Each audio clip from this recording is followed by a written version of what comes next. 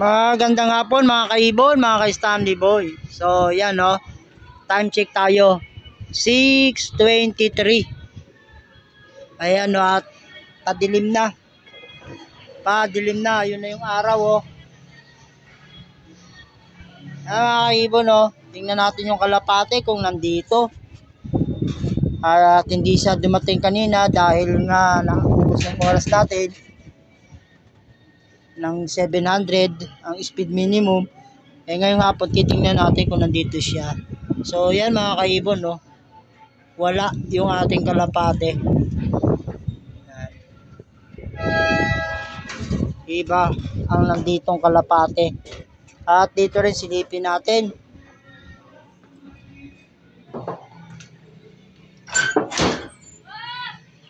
Ayun, dalawa lang nandito.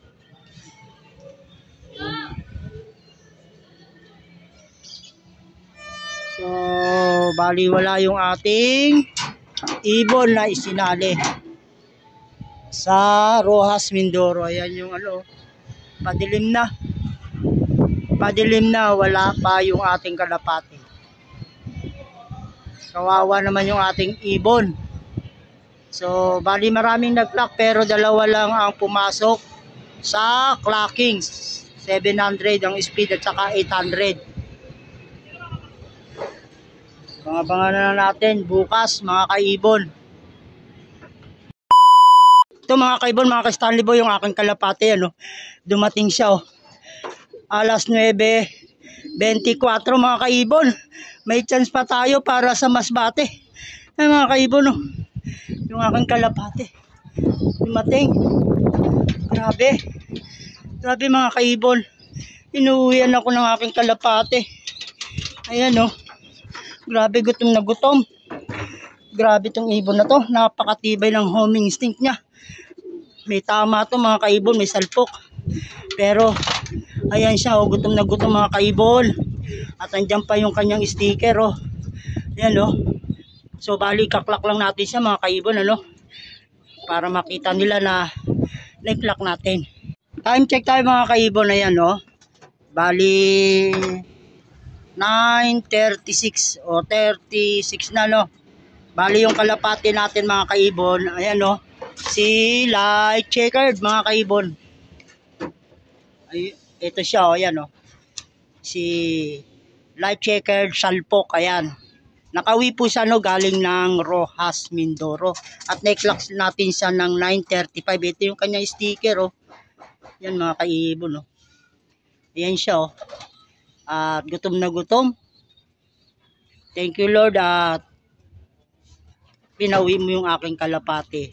Ayan siya at medyo okay na siya. Medyo nakaraan siguro, iniinda-inda niya pa yung sakit. Pero umuwi naman siya mga kaibon. 9:35 na natin na i-clock yung ating kalapate. Yan o. Yan siya mga kaibon. Ang galing ng aking kalapate. Tumatawid ng dagat. Kung wala lang tong salpok yan mga kaibon, ayan yung aking kalapate. At sana manalo siya sa Survivor. May tatak po yan mga kaibon ano? Niload natin ng Rojas Mindoro. Tinatakan yan sa ano, sa pakpak.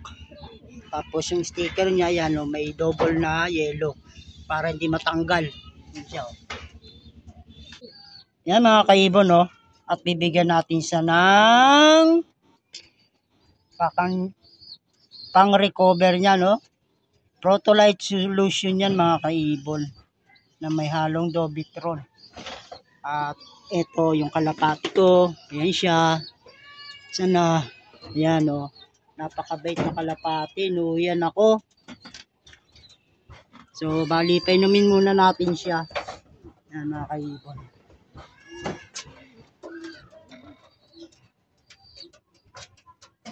Para lumakas naman siya ng konti. At maya maya patutukay natin siya. So konti lang. Maya maya bibigyan natin siya ng patuka. Yan yung aking kalapate. Nakauwi na siya. So yan yung ating kalapate mga kaiban ano. Si Light Checkered. May salpok po yan no, niload natin. ng Rojas. At patukay natin siya yan, Enerton, para madaling matunaw. Mga kaibon, ibigay na natin ang dapat nating ibigay. Napainom na natin siya ng Protolyte solution na may halong Dobitrol. At after ng 10 minutes, ayan, pinatukan natin sa Enerton.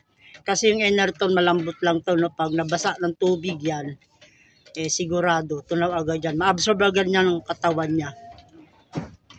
Press na press siya mga kaibong, kararating lang halos 9:35 ko siya ikinulak at naka-survivor po siya. Sabi ko po dun sa mga kasama ko na maghati-hati na kami, 5 kami sa survivor sa Las Piñas Tramo, na hatiin na natin. Hindi sila pumayag mga kaibon. So ayan yung ating kalapati, umuwi, yan umuwi siya kasi nga may salpok siya sa killbone niya nung umuwi siya nung Lunes bandang alas 7:04 nung hagis ng Bonggabong. Siguro iniisip nila na hindi na uuwi yung kalapati kasi nga may salpok, pero siyempre hindi naman natin masabi yun kahit may salpok, pag yung ibon uuwi sayo at sayo. Umuwi nga siya ng may salpok galing ng Bonggabong. Siyempre sa Rojas yun, kasama yung dasal natin, nakauwi siya. Ayan siya mga kaibon, press na press siya, halos kararating lang. Palis na sana ako para bumiyahe, kaso nung nakita ko siya dito may ikot, tapos biglang nag-dive dyan sa bubungan dito, ayun, nakapag-clock na siya ng 135 lang yata yung speed. So press na press yan mga kaibong, galing ng Rojas Mindoro yung ating kalapati. Matibay siya, mga lahi nito nung una, ito yung mga tinatansya kong conditioning yung mga lahi nito na hindi umaano sa kasi nga hindi, nagtataka ako bakit hindi umaabot hanggang dulo. Pero ito rin yung mga kalapati. Pero ang kagandahan kasi mga kaibon, yung conditioning ko, nakita ko na natakpan lang ng mga dokumento, nakita ko na. Ngayon na-apply ko ngayon sa mga kalapati ko kasi dati nirapan ako nawawala siya, ilang taon din bago ko nakita, mga 3 years din. Sa katagal-tagalan, nakita ko rin yung aking logbook, yung record book ng conditioning ng kalapati ko. Kaya ito na-apply ko na sa kanya. Kaya ito, yung lahi nito, yan na yun. Kahit papano, umuwi. Mga natawid naman ng dagat to mga kalapati ko nung araw pa. Kaya ngayon, meron pa tayong condition dalawa pa yung i-apply natin sa kanya last lap na masbate. Siyempre yung ang kukunin natin sa pag-condition niya, yung kasi dalawa pa natitira na conditioning ko yung pang Tacloban ko na condition. Bale yun ang i-condition ko sa kanya, yung pang Tacloban.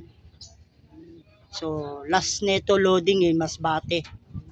Yan mga kaibon, na yan ating ibon. At inumin uli natin siya ng Protolyte lang to mga kaibon bago siya dumating. Yung pagdating niya, pinainom natin, mga pahinga lang siya, mga 15 minutes pinainom natin. At ngayon painumin uli natin siya.